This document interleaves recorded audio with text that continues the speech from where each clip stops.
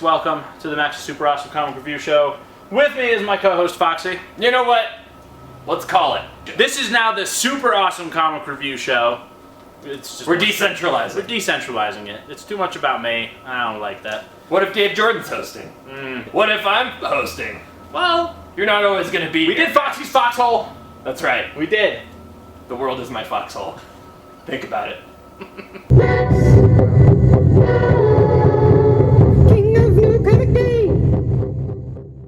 On to the top 5! Alright, coming in at number 5 this week, we have a number 1 from Boom Studios. We have a lot of fresh top 5 things, including a company that doesn't ever make it onto our top 5. Finally made it onto our top 5. Coming in at number 5, though, from Boom Studios, it is The Fiction, issue number 1.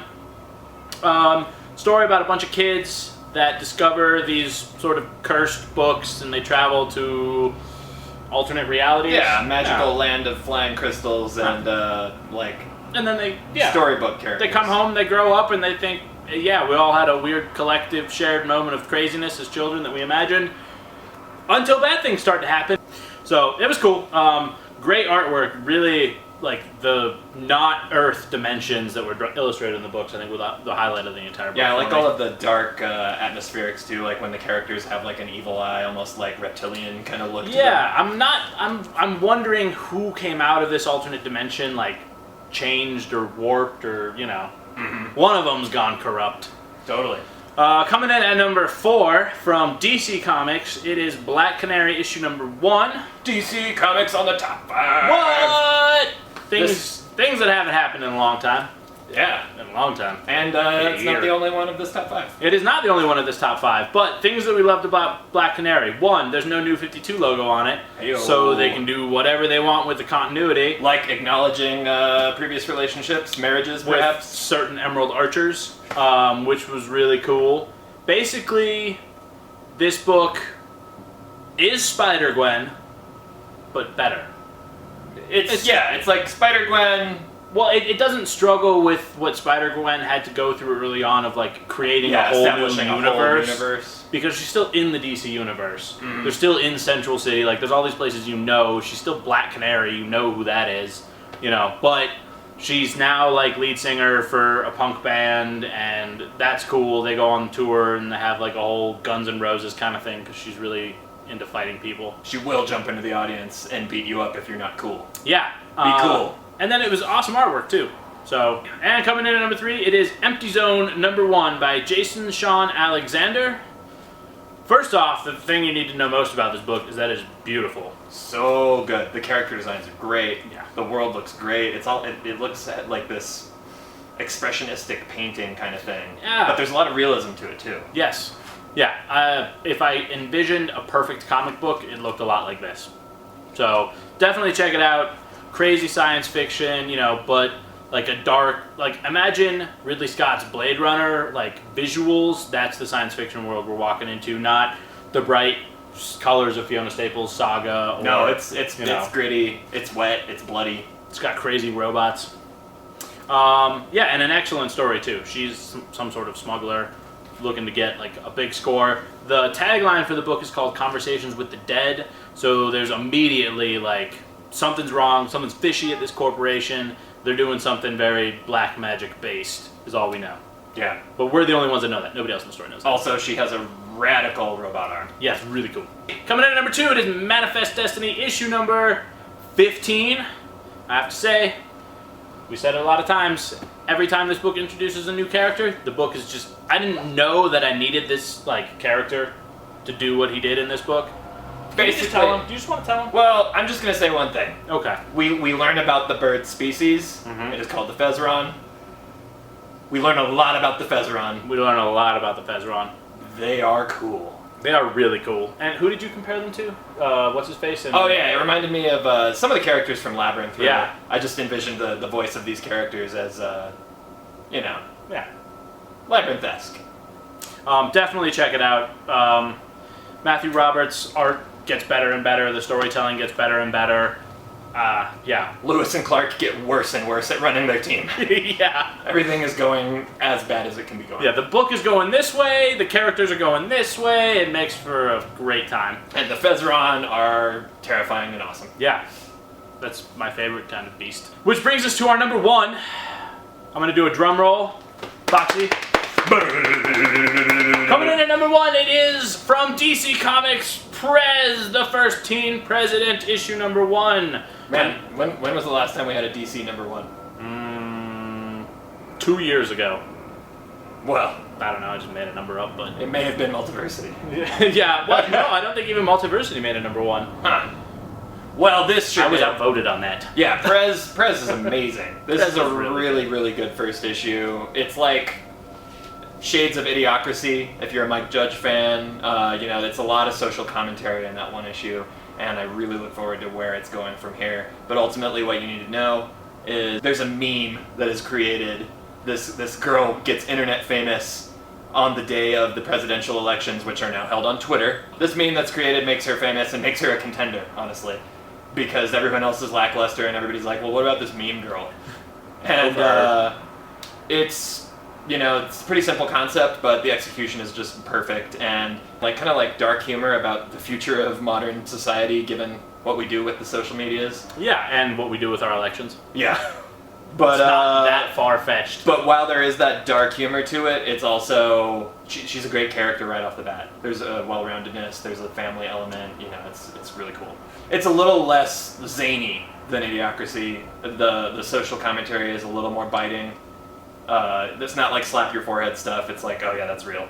Yeah. Like, oh yeah, people would rather eat at Taco Bell than get food stamps if that was provided as an option from the government. Yeah, because then they get to sign you up for the healthcare that you're going to need after eating Taco Bell for 3 meals. Yeah, it's a built-in. Yeah, it's even more insidious than the current system, which isn't very far off from that, honestly. No, it's really not. Honestly, that was my favorite part about Prez. I mean, the characters were great, the concepts were great, the artwork was hilarious because they did amazing things with some of the characters, like the secret meeting with the CEOs. Yeah, the secret CEO boardroom is one great. of them's like a giant Pac-Man head. Farmaduke. Farmaduke is the pharmacy. Marmaduke.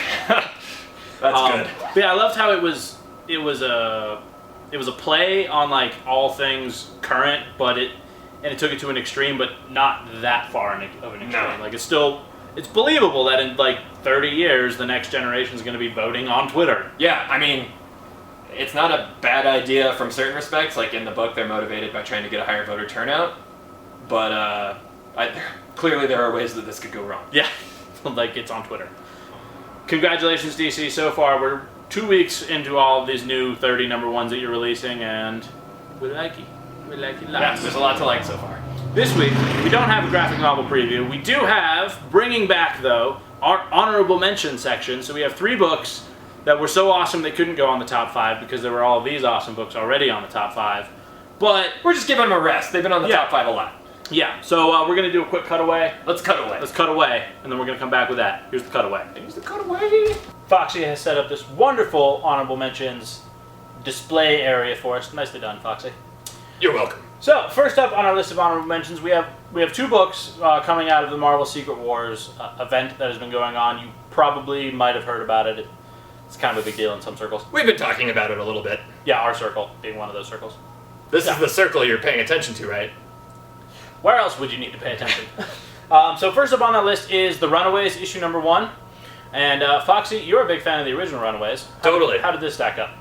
It's different, but in the same spirit, I felt like. Noelle Stevenson is writing this one. Lumberjanes fame brought her to Marvel for this, teen book. She seems like the right person to do it. Totally, and it's got that kind of zany energy. It's a lot of fun. The characters that we're mainly focusing on this time around, Jubilee, a young Bucky Barnes. Yeah, I thought that was great that they put him in there. Yeah, he's like the hall monitor. Then we've got Doombot teachers. We've got Molly Hayes from the original Runaways. You want to send your kids to this school. Yeah. Learn from Doombots. Pixie, Cloak and Dagger. So a lot of new faces, a couple of familiar ones, and then it's just like this whole high school teen team book. I don't know. It's so far so good.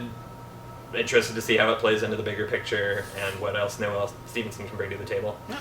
Yeah, another great addition to the Secret Wars Battle World kind of thing going on here. which is also next on our list of honorable mentions because coming out this week is the highly anticipated Thors #1, written by Jason Aaron and artwork by Chris Strauss. Chris has been a favorite of mine since Tom Strong. I loved his work with Alan Moore on that one. And then, this is no different, really. It's great, and it's another awesome, zany team book from springing out of Secret Wars. What I loved about it was everything that you would expect from, like, your traditional cop TV shows. Like, I just kept thinking The Wire, but instead of Bunk and McNulty, I was getting Beta Ray Bill and Ultimate Thor, which was incredible. Like, they're filing reports, and they're getting chewed out by the bosses, but it's like all the policemen are Thors. Yeah. And Frog Thor's working in the morgue. And yeah, like everybody was in there in some way. Everybody. Including Loki. Yeah. In a weird appearance. Yeah. Definitely check out Thors. I think that the hype will be well received on it. I don't think a lot of people are going to be disappointed. Surprisingly, quite a departure from the Lady Thor that we have been getting from Jason Aaron, but she seems, it's suggested that she will be playing a major role. Yeah. Well, yeah, because I don't know how they're going to split her up between, like, the main Secret Wars book and what's going on with this book, or if that's how they're going to bridge the two. Like, well, if that's how Doom's going to find out. Oh, yeah. Well, that also seems to be, like, a common thing in a lot of the books. It's like, well, how does Ultimate End relate in timeline to Secret Wars and stuff? So we'll figure it out, I'm sure. We'll get there.